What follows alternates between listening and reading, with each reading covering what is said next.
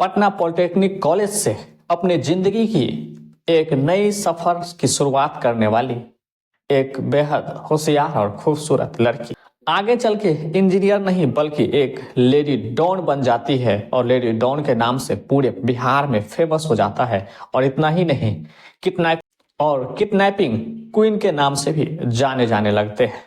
बहुत जल्दी अमीर बनने की चाहत ने उन्हें इस कदर से मोड़ देता है और जिंदगी को तबाह करने के लिए कोई कसर नहीं छोड़ता है और वो जेल के अंदर ही गर्भवती हो जाती है और फिर उस बच्ची को जन्म दे देता है। नमस्कार दोस्तों, आज बात करते हैं बिहार के वो लेडी डॉन जो किडनैपिंग करता है, वसूली करता है, मारने की धमकी देता है और शरीर को गोलियों से भूंदने की ताकत रखता है। नमस्कार दोस्तों, आज की जो सच्ची घटना है बिहार राज्य के मुजफ्फरपुर जिले के सकरा कासोपुर का है।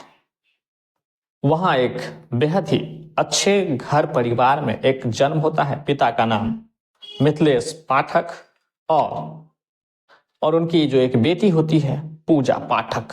दोस्तों, कहानी में आगे बढ़ने से पहले आप लोगों से एक रिक्वेस्ट है कि आप चैनल पर पहली बार आए हैं तो सब्सक्राइब करें और हमारी जो हौसला है वो बनी रहे। तो फिर अब कहानी शुरू करते हैं। कासोपुर में पूजा पाठक का जन्म होता है और बचपन से ही पढ़ने लिखने में होशियार है।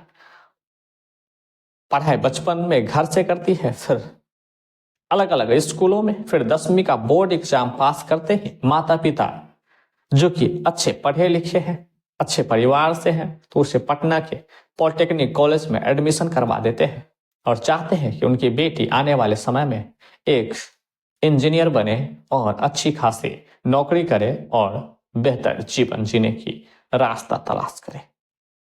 फिर माता पिता परिवारों की सलाह पर पूजा पाठक पटना पॉलिटेक्निक कॉलेज आते हैं। पटना आते ही उनका हाव भाव, विचार और दोस्ती बदलने लगता है। एक अच्छे जिंदगी की तलाश में अमीरी की चकाचौंध की दुनिया में वो खोने लगता है और बहुत जल्द अमीर बनने की सपने और ख्वाब सजाने लगते हैं। लेकिन अभी पॉलिटेक्निक करना बाकी है, नौकरी की इंटरव्यू देना बाकी है और जिंदगी का सफर भी अभी इम्तिहान लेगा बाकी है। लेकिन इतने झमेले में परे को इतना समय नहीं, लेकिन अमीर बनना है और जल्दी में बनना है और ज्यादा पैसे कमाने का लालच है।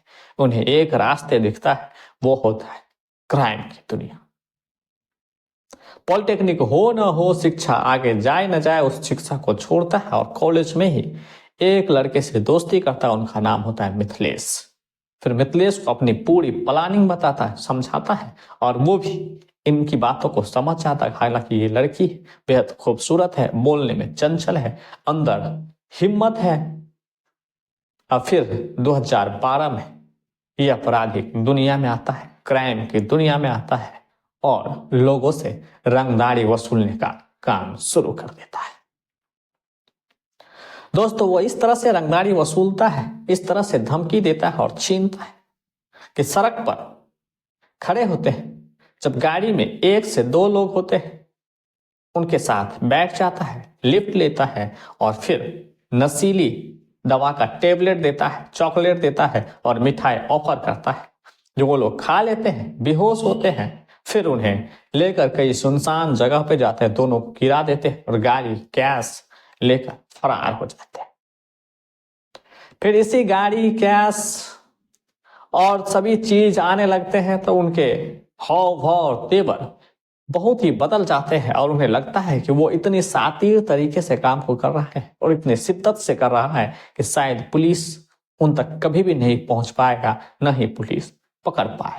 दोस्तों, 2013 आते आते लगभग 1 साल के अंदर अंदर में उनके नाम पर कई सारे FIR दर्ज हो जाते हैं, कई सारे थाने के पुलिस उनकी खोज में लग जाते हैं और मीडिया और सोशल मीडिया में उनका नाम लेडी डॉन के नाम में सबसे ऊपर होने लगता है। रंगदारी वसूल करने में भी उनका नाम सबसे अव्वल होता है और पुलिस को अब उनकी तलाश जारी होती है। यह नाम होता है पूजा पाठक। 16 जुलाई 2013 को तिरियानी पुलिस ने वृंदावन गांव से पूजा पाठक को और उनके दोस्त को गिरफ्तार कर लेता है।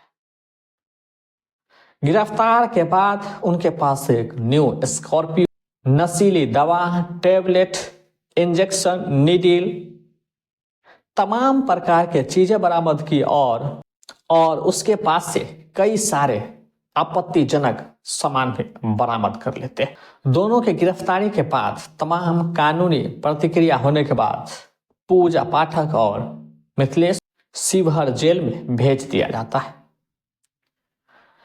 दोस्तों कुछ समय तक शिवहर जेल में रहते हैं, लगभग 6 से 7 महीने निकल जाते हैं। तो फिर 2014 में उसी जेल के अंदर एक कुख्यात गैंगस्टर मुकेश पाठक से उनका जान पहचान होता है। मुकेश पाठक और पूजा पाठक एक ही जेल के अंदर। अब दोनों की जान पहचान हो जाता है, दोनों की बातचीत होती है और बातचीत इस कदर से आगे बढ़ जाता है कि लगता है कि वो दोनों एक अच्छे दोस्त हैं, दोस्ती नहीं एक प्रेम प्रेमिका बन जाते हैं। और दोनों जो जेलर का रूम होता है उसी रूम में उन दोनों को मिलने दिया जाता है, बातचीत करने दिया जाता है और इसमें कुछ अधिकारी भी मौजूदगी होती है। बिना उसके तो कुछ हो नहीं सकते हैं। फिर उनकी मौजूदगी में एक सीक्रेट कमरा दिया जाता है ताकि दोनों मिल सके और दोनों धीरे धीरे इतने करीब आ जाते हैं, इतने नजदीक आ जाते हैं कि 2014 ईस्वी में ही पूजा पाठक और मुकेश पाठक दोनों शादी कर लेते हैं। और शादी के जो गवाह होते हैं वो जेलर होते हैं, एसपी होते हैं, एसडीओ होते हैं और वहां के जो अधिकारी होते हैं वो सभी इस शादी के गवाह बनते हैं। और फिर अक्सर उन दोनों का जो एक सीक्रेट रूम होता है वहां पर मिलने दिया जाता है और वो भी जेलर के इजाजत से। और जुलाई 2015 की बात है, मुकेश पाठक किसी भी तरह जेलर को चकमा देने में कामयाब होता है और वहां से फरार हो जाता है। मतलब जेल से अब मुकेश पाठक भाग चुका है और जो पूजा पाठक है तब उसी जेल में बंद है। तब कानूनी प्रतिक्रिया के द्वारा अब पूजा पाठक को मुजफ्फरपुर लाया जाता है और मुजफ्फरपुर लाने के बाद अब उनकी जो तबीयत है दिन प्रतिदिन खराब होने लगती है। तब जो ही अस्पताल में भर्ती करवाया जाता है और जांच पड़ताल करता है तो पता चलता है वह 3 महीने की गर्भवती है।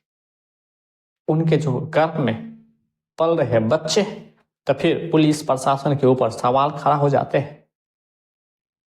तो जो भी दोषी पाया जाता है उन्हें भी सजा दिया जाता है, कुछ को तो सस्पेंड भी कर दिया जाता है। दोस्तों इसके बाद पूजा पाठक जेल में ही रहता है और जेल में ही अपने बच्चे को जन्म देती है और अभी भी बच्चे और माँ दोनों ही जेल के अंदर है, सलाखों के अंदर जिंदगी गुजर। अगर बात करें पूजा पाठक की क्राइम की दुनिया का तो लगभग 2 दर्जन से अधिक मामले पूजा पाठक के ऊपर एफआईआर दर्ज। वह कई सारे व्यापारियों को किडनैप करता था, रंगदारी मांगता था और कई सारी गाड़ियां उनके द्वारा छीन ली जाती थी और टेबलेट और इंजेक्शन के द्वारा कई घटनाओं को अंजाम तक पहुंचा दिया। इसी वजह से उसका नाम लेडी डॉन और किडनैपिंग क्वीन के रूप में भी लोग जानते हैं, जो बेहद ही खतरनाक था और आने जाने वालों के लिए उस एरिया में बड़ी मशक्कत करनी पड़ती थी और मामला बेहद ही गंभीर हुआ करता था। कभी दूसरे को डराने धमकाने वाला और परेशान करने वाला, छीनने वाला पूजा पाठक आज खुद भी इतनी परेशानी में है कि खुद का खाना तक नहीं खाते हैं। वह किसी दूसरे के हिसाब से अपनी जिंदगी जीते हैं और सजा काट रहे हैं। इस घटनाक्रम को सुनाने का उद्देश्य किसी को दुखी या परेशान करना नहीं है, बल्कि जागरूक कर। वीडियो पसंद आए तो लाइक करें और चैनल को सब्सक्राइब करें।